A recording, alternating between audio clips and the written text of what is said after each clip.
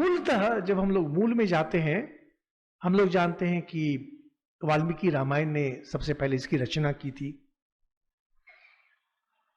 वाल्मीकि रामायण के बारे में जब बात करेंगे उस पर कुछ कुछ बातें हम लोग करेंगे, लेकिन हिंदी भाषी क्षेत्र में तुलसीदास जी का जो रामचरितमानस है वही प्रचलित है।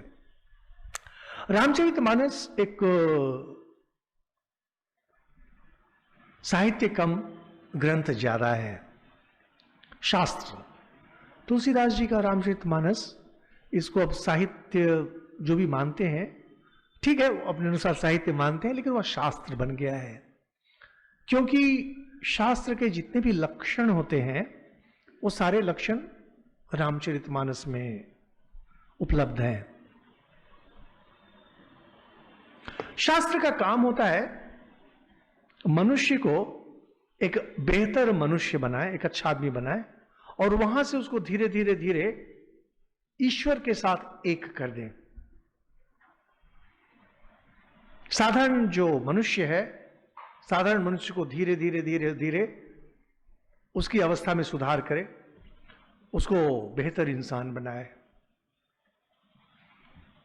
और उसके अंदर जो पाशविक आवृत्तियां हैं उसको धीरे धीरे दबा करके, क्योंकि समाप्त नहीं की जा सकती हैं, उसके अंदर जो आसुरी वृत्तियां हैं उसको दबा करके धीरे धीरे धीरे उसके अंदर जो दैवी वृत्तियां हैं, दैवी स्वभाव है, उसको जागृत करना। उसे जागृत करके धीरे धीरे धीरे दैवी से, देवता से उसे दिव्य बना देना। दिव्य बना देने का अर्थ है ईश्वर के करीब ले जाना उसको, और जिससे कि इतने करीब चला जाए जहां जाकर के वह अपने को ईश्वर की संतान के रूप में साक्षात करे, ईश्वर के सेवक के रूप में साक्षात करे, या स्वयं को ईश्वर के साथ अभिन्न देखे। इसके लिए हमारे पूर्वजों ने, हिंदू ऋषियों ने 4 पुरुषार्थ की बात कही कि आपको जीवन में 4 चीजें करनी है: धर्म, अर्थ, काम, मोक्ष। बचपन से ही हम लोग इसे सुनते आए हैं, रटते आए हैं।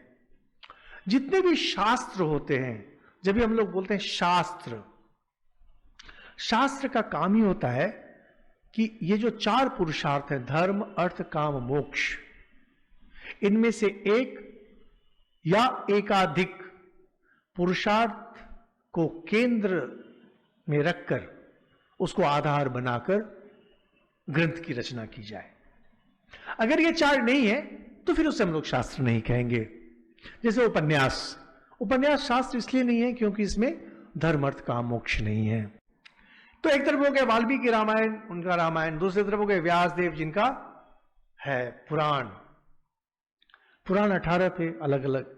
तो उसमें एक बहुत महत्वपूर्ण पुराण है ब्रह्मांड पुराण, और है मार्कंडेय पुराण। तो मार्कंडेय पुराण में हम लोग को मिलता है दुर्गा सप्तशती, चंडी जिसे बोलते हैं, और मार्कंडेय और ब्रह्मांड पुराण में यह अध्यात्म रामायण आता है।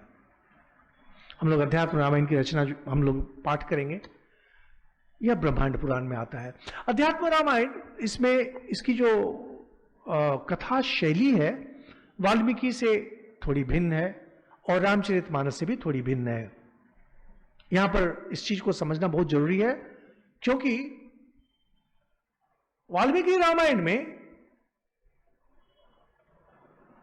जो श्री रामचंद्र जी का चरित्र है, कहीं कहीं बोलते हैं कि श्री रामचंद्र जी आत्मज्ञानी हैं। भगवान तो उनको कहीं भी नहीं बोला जाता है, लेकिन विष्णु के अंश से जन्म लिए देवता उस रूप में दिया जाता है वाल्मीकि में। और साधारणतः जो वाल्मीकि रामायण में कहानी है, इसमें मनोविज्ञान, मनुष्य का चरित्र, मनुष्य का मन, इसके बारे में बहुत आलोचना की गई है। दूसरी तरफ तुलसीदास जी का रामचरितमानस, जिसमें भक्ति और ज्यादा भक्ति, और इतनी भक्ति के आदमी अगर उसमें उतर जाए एक बार, तो भक्ति के भंवर से फिर निकल ही नहीं सकेगा। अध्यात्म रामायण बीच में है, और तुलसीदास जी का जो रामचरितमानस है, यह पूरी अध्यात्म रामायण पर आधारित है, वाल्मीकि रामायण पर आधारित नहीं है। हम लोग कुछ देर पहले बोले कि 4 पुरुषार्थ होते हैं, धर्म, अर्थ, काम, मोक्ष। और हमने कहा कि मोक्ष पथ पर चलने के लिए भी अलग अलग उपाय होते हैं, बहुत सारे उपाय होते हैं। मूलतः उसमें 4 हम लोग बोलते हैं। एक होता है जब आदमी ध्यान करके मुक्ति की ओर आगे बढ़ता है, इसे हम लोग योग कहते हैं। और कुछ होता है जहां पर कि लोग विचार करते हैं, ईश्वर छोड़ मुझे कुछ नहीं चाहिए, कुछ नहीं चाहिए, बाकी सब फेंको फेंको फेंको, हटाओ हटाओ हटाओ। इसे बोलते हैं नेति नेति, मुझे नहीं चाहिए। इसे ज्ञान मार्ग बोला जाता है। और कुछ लोग हैं जो कि ईश्वर को सामने रखकर अपने सारे काम करते हैं, जैसे यज्ञ करना, पूजा करना, लोगों की सेवा करना इत्यादि। इसे कर्म कहा जाता है। और चौथा होता है भक्ति, जिसमें व्यक्ति बोलता है कि दुनिया में ईश्वर छोड़ के मैं किसी और की ओर न देखूंगा, न मुझे कोई पसंद है, और बस अपना जीवन भक्ति में समर्पित कर दे, जैसे मीराबाई। तो मूलतः ये 4 पथ हैं, ज्ञान, भक्ति, कर्म, योग।